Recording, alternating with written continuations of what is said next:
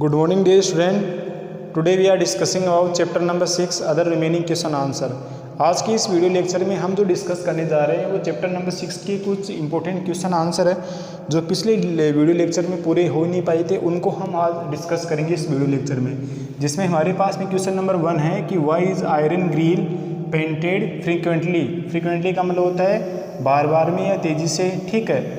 और पेंटेड का मतलब उसको पेंट करना। आयरन ग्रिल का मतलब आप जानते हो कि लोहे की जो ग्रिल लगाते हैं हम, ठीक है। इसी से जो ये हमारे पास विंडोज़ वगैरह होती है उनमें ही आयरन ग्रिल लगाते हैं, ठीक है। तो उसको हम बार बार उसको पेंट करते रहते हैं। तो ऐसा हम क्यों करते हैं, ये हमारे पास में क्वेश्चन नंबर 1 हो गया, ठीक है। इसका आंसर देखो, to protecting from rusting. Rusting का मतलब क्या होता है, जंग लग जाना, ठीक है। तो आयरन ग्रिल को हम बार बार पेंट क्यों करते हैं, to protecting from rusting. Rusting का मतलब होता है जंग लगने से बचाने के लिए हम उन पे बार बार पे पेंटिंग करते रहते हैं। तो बार बार पे पेंटिंग करने से क्या है कि जो लोहा होता है आयरन ग्रिल में, तो वो हवा के संपर्क में नहीं आ पाता, उस पर मॉइस्चर और एयर का फ़र्क, उसका एयर का असर नहीं हो पाएगा, जिसकी वजह से उसमें जंग लगने की जो प्रोसेस होती है वो बिल्कुल कम हो जाएगी, जिसकी वजह से हमारे पास में आयरन ग्रिल होती है वो लंबे समय तक ख़राब नहीं हो पाएगी। ये इसका आंसर हो गया, ठीक है। उसके बाद में क्वेश्चन नंबर 2 देखो कि why are the tools. Tools का मतलब क्या होता है, औजार and machines parts made of iron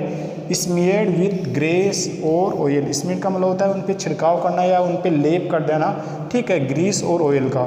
जैसे हमारे पास में जो टूल्स होते हैं या मशीन के जितने भी पार्ट्स होते हैं, जैसे आपने देखा होगा कि जो मशीनें होती है बड़ी बड़ी, तो उनमें बार बार हम ग्रीस और ऑयल लेते रहते हैं, ग्रीस ऑयल और ऑयल के उन पे लेप करते रहते हैं, ग्रीस और ऑयल का। ये तो ऐसा हम क्यों करते हैं, ये हमारे पास में क्वेश्चन नंबर 2 है। तो इसका आंसर देखो, बिकॉज अप्लाइंग ग्रीस और oil on the iron tool and machines parts they can get rust and they can remain safe for long time, ठीक है। इसका मतलब क्या हो गया कि जैसे हमारे पास में जो मशीन पार्ट्स होते हैं और वो टूल्स होते हैं, ठीक है, जैसे ही हमारे पास ये मशीन पार्ट्स और टूल्स होते हैं, जैसे ही हम उन पे ग्रीस वगैरह ऑयल वगैरह इनका हम लेप कर देते हैं, ठीक है, ग्रीस और ऑयल का हम लेप कर देते हैं किसके ऊपर, जो आयरन के टूल्स होते हैं मशीन्स होते हैं उनके ऊपर। तो जैसे ही हम इनके ऊपर ग्रीस और ऑयल का लेप कर देते हैं तो वो क्या करते हैं, ग्रीस और ऑयल उनके बाहर लेप करने की वजह से वो हमारे पास में जो अंदर जो लोहा होता है आयरन होता है, तो वो हवा और मॉइस्चर के संपर्क में नहीं आ पाता, क्योंकि उसके बाहर तो किसका लेप है, ग्रीस और ऑयल का, जिसकी वजह से हमारे पास में जो टूल होते हैं और जो मशीन्स होती है वो लंबे समय तक उनमें जंग वगैरह नहीं आती और वो लंबे समय तक बिल्कुल ख़राब नहीं होते हैं। जिससे आपने देखा होगा कि लोहे के जो टूल होते हैं, बड़े बड़े जो टूल होते हैं और जो बड़ी बड़ी मशीन्स होती हैं, उनमें बार बार हम ग्रीस वगैरह ऑयल वगैरह देते रहते हैं। क्यों देते रहते हैं, ग्रीस और ऑयल देने की वजह से वो उसके अंदर जो आयरन होता है वो हवा और मॉइस्चर के संपर्क में नहीं आ पाता है, जिसकी वजह से उसमें जंग नहीं लग पाएगी और वो लंबे समय तक ऐसे कि ऐसे ही सेफ रह सकते हैं, ठीक है। ये हमारे पास में क्वेश्चन नंबर 2 का आंसर हो गया। Now we come to next question. अब हम अगले क्वेश्चन की तरफ बढ़ते हैं। जो हमारे पास में अगला क्वेश्चन है कि what is the meant by the galvanisation. हमने पढ़ा था कि जो रस्टिंग ऑफ आयरन होता है उसको हम प्रोटेक्ट करने के लिए, मतलब उससे बचाने के लिए, उससे प्रोटेक्शन करने के लिए हमारे पास में डिफरेंट मेथड्स होती है, ठीक है। तो उसमें एक गैल्वेनाइजेशन मेथड्स भी आई थी and how why it is done, वो उसको हम कैसे करते हैं, वो क्यों करते हैं। इसका आंसर देखो, the process of depositing a thin layer of zinc metal on iron object is called galvanisation. इसका मतलब क्या हो गया कि द प्रोसेस ऑफ डिपॉजिटिंग, एक ऐसी विधि जिसमें हम डिपॉजिट क्या करते हैं, मतलब उसमें जमा करते हैं a thin layer of zinc metal on iron object. इसका मतलब क्या हो गया कि हमारे पास में कोई लोहे की कोई चीज़ है, ये सपोज करो लोहे की एक चद्दर है, ठीक है, लोहे का एक चद्दर है, तो उस चद्दर के ऊपर हम क्या करते हैं, जिंक मेटल का हम लिक्विड बना के उसके चारों तरफ उसको चारों तरफ उसकी कोटिंग कर देते हैं, मतलब चारों तरफ उसकी जिंक मेटल की एक पतली सी हम एक परत उसके ऊपर चढ़ा देते हैं, किसके ऊपर, आयरन के ऊपर, ठीक है। This is called galvanisation. इसको हम क्या बोलते हैं, गैल्वेनाइजेशन। जैसे आपने देखा होगा कि लोहे के जो टिन शेड होते हैं, जो चादर वगैरह होते हैं, तो उन पे लिखा होता है गैल्वेनाइज, ठीक है, गैल्वेनाइज टिन शेड। इसका मतलब क्या हो गया कि जो उसके ऊपर जो टिन शेड है, ठीक है, जो लोहे की जो चादर है वो गैल्वेनाइज हो रखी है, मतलब वो लंबे समय तक ख़राब नहीं हो पाएगी, उस पर जंग वगैरह नहीं आएगी।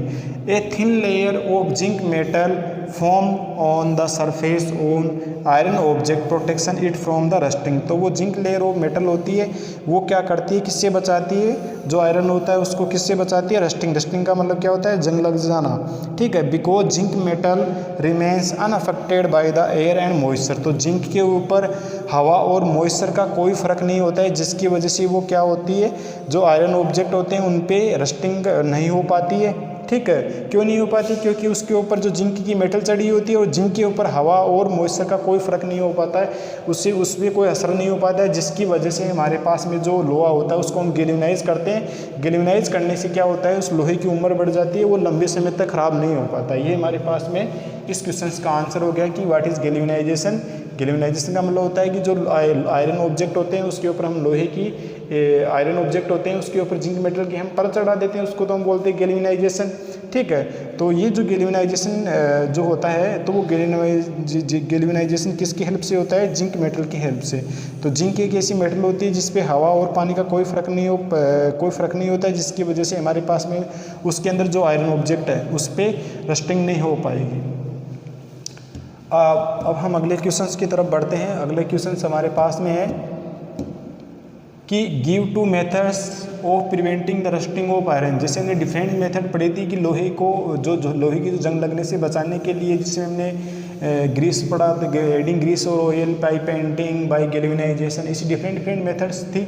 तो दो ऐसी मेथड्स के नाम बताना है हमें जिससे हमें रस्टिंग ऑफ आयरन उसमें पॉसिबल नहीं हो सकता है। जिसमें हमारे पास में आ गया rusting of iron can be prevented by painting. पहला हमारे पास में आ गया कि हम उसको पेंट करके रस्टिंग ऑफ आयरन से बचा सकते हैं, ठीक है। यदि लोहा है, लोहे पे हमें जंग से बचाना है तो बार बार हम उस पर पेंट करते रहेंगे, जिसकी वजह से वो एयर और मॉइस्चर के संपर्क में नहीं आ पाएगा, तो जिसकी वजह से हमारे पास में उसमें जंग लग नहीं पाएगी। तो ये हमारे पास में पहला मेथड हो गया, कौन सा हो गया, बाई पेंटिंग। सेकेंड हमारे पास में हो गया the rusting of iron can be prevented by applying grease और ऑयल। सेकेंड अपने पास में हो गया ग्रीस और ऑयल हम उस पर लगा देंगे, जिसकी वजह से उसमें किसी प्रकार की उसमें रस्टिंग नहीं आ पाएगी। उसके बाद में अगला क्वेश्चन देखो, why melting of ice to form water is a physical change. हमने पढ़ा था कि फिजिकल चेंजेस कैसे होते हैं, रिवर्सिबल